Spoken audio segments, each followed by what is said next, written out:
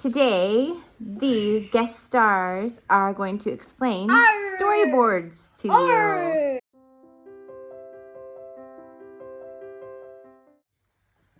First off, this is a collection of storyboards from Gentle and Classical Primer edition, first edition. I think there might be a second edition now. This is how I stored them. I put all of the pieces in a page protector along with a list of what goes with each story. And then at the back, I put all of the actual backgrounds so that we could reuse those for each story. Some of these stories use some of the same pieces, and so keeping the list of what you need to have for the story or is recommended for the story is helpful for knowing where it came from or where it goes back to, because it will say unit 3 if it's from a different unit, or unit 13, you know, to put it back there. We're going to show you how we use one of these storyboards and what we do with it. My daughter and I are going to show you the Goldilocks and the Three Bears from Unit 19. This is from the Gentle and Classical Press, and we're going to use these backgrounds and then these elements. Now, we played with these about one time when we read the story, and then later on my kids asked to play with them multiple times, so I do think these are worthwhile. I laminated them to improve durability, although that's not completely necessary, especially if you have a home printer like the Epson EcoTank.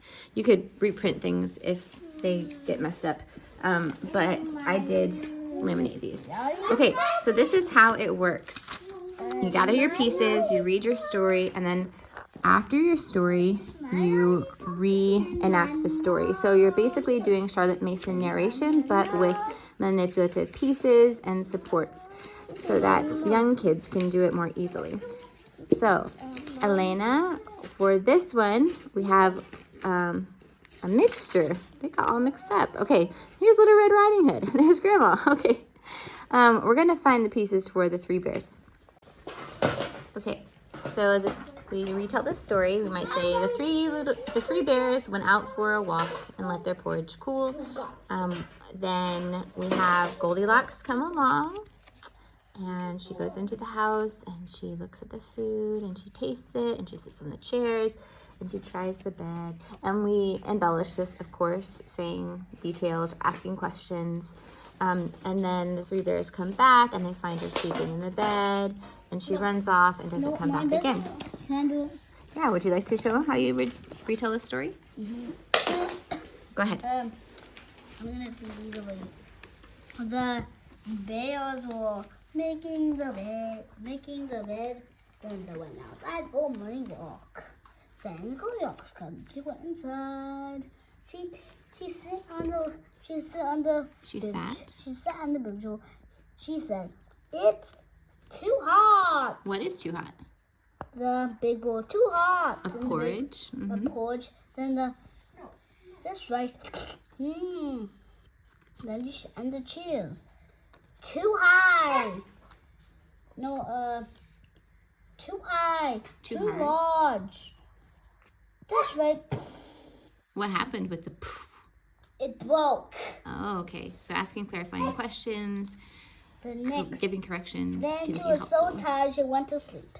Then next, the bears come to them. The papa said, The bears came. The bear said, "Who was in my porridge and who was good in my chair?" And then they said, "Who was eating my porridge and who was sitting in my chair?" And the teeny weeny baby said, He was sitting in my porridge. It was no more. He was sitting in my chair and now it broke." And in the bedroom she said, Okay, so as you could see with that reenactment, there were some details maybe that my son did not recall, and I could prompt him to remember.